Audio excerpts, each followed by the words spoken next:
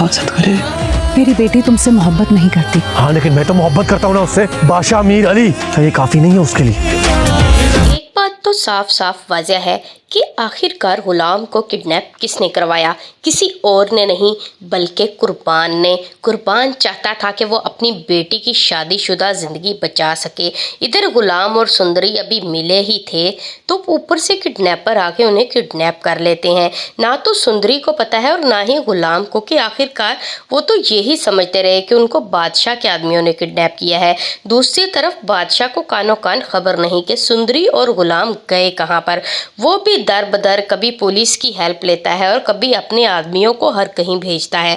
लेकिन कुर्बान ने ऐसी गेम चली कि किसी को कानो कान खबर ही ना होने दी। वो चाहता था कि गुलाम जिंदा रहे ताकि सुंदरी की शादी उससे करवाकर वो अपनी बेटी की ज़िंदगी हमेशा के लिए सिक्योर कर दे। बादशाह आज नहीं तो कल सुंदरी को भूल ही जाएगा। कुर्बान इतना बड़ा प्लानर था कि जहांदाद और बादशाह की तो सारी गेमें ही फ्लॉप हो गई उसके सामने। उनको लगता था कि वो हर कुछ कर सकते हैं, लेकिन कुर्बान ने उनको ये सब कुछ करके बता दिया कि उसके सामने तुम लोग बहुत छोटे हो।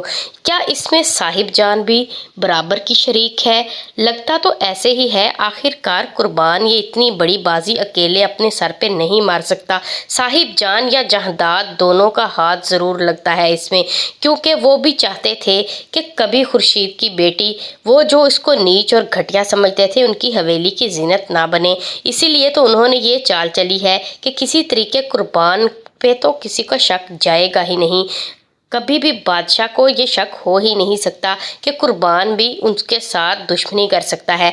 लेकिन आखिरकार बादशाह को उस वक्त पता चलेगा जब कुर्बान निकाह करवा चुका होगा सुंदरी और गुलाम का। गुलाम और वो दोनों अभी निढाल पड़े हैं, उनको पता ही नहीं कि उनको किडनैप किसने किया है। जब उसको होश आएगा तो सुंदरी भागने में कामयाब हो जाएगी, लेकिन सुंदरी फिर से बादशाह के हाथ लगेगी ऐसा लगता तो नहीं है, क्योंकि उसने पूरी जान मार दी है कि वो किसी तरीके गुलाम के पास पहुंच सके। इधर गुलाम अपने आप को बहुत लाचार महसूस कर रहा है।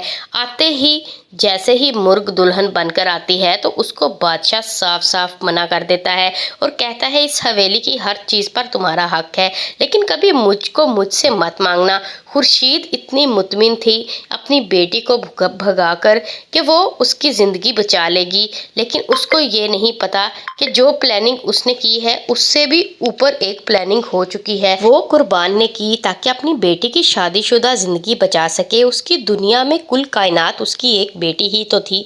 अगर वो भी उसकी ज़िंदगी में खुशियाँ ना ला सकता तो कौन लाता?